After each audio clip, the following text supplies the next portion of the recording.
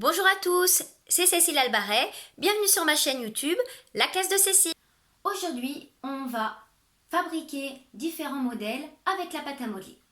En maternelle, c'est très important d'utiliser la pâte à modeler pour travailler l'habileté des mains. Et puis par la suite, cela va permettre aux enfants de rentrer plus facilement dans l'écriture. C'est parti pour les premiers modèles. Souriez, apprenez. C'est parti! Pour cette activité, vous allez avoir besoin de pâte à modeler. Alors, pour le premier modèle, nous allons constituer le boudin. On prend un petit peu de pâte à modeler que l'on pose sur la table.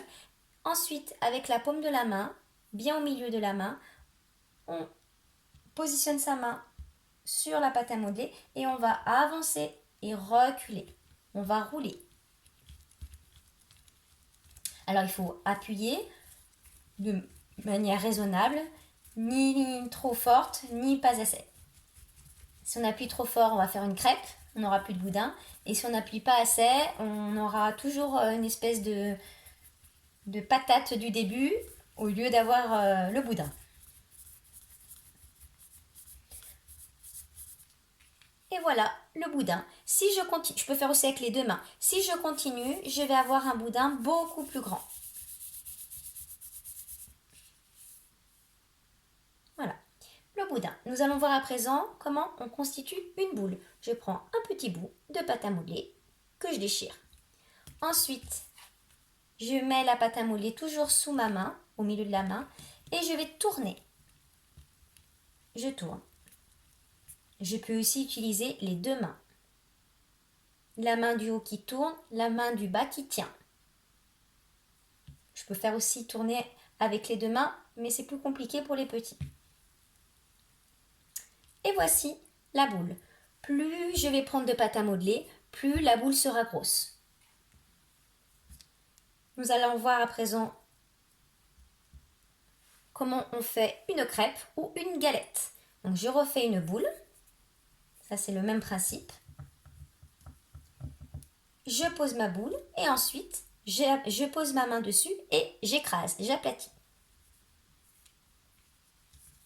Et voici la crêpe ou la galette.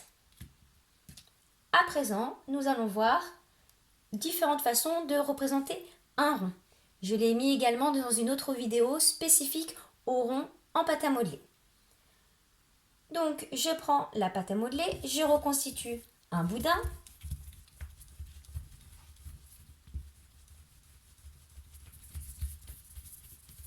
Et une fois que j'ai terminé de faire le boudin, je prends les deux bouts, les deux extrémités que je referme vers l'intérieur.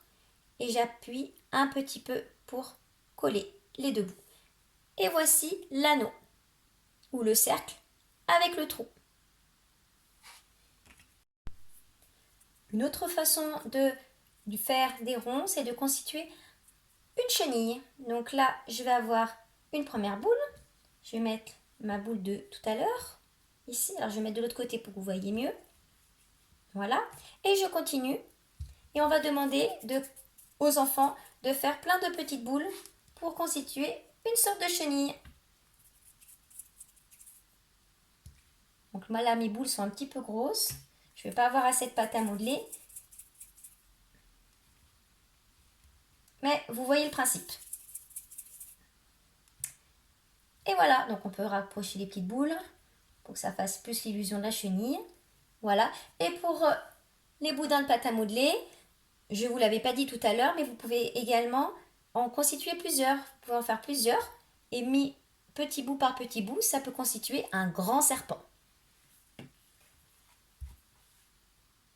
Voilà pour les premiers modèles tout simples en pâte à modeler. Dans une prochaine vidéo, nous verrons des modèles un petit peu plus compliqués.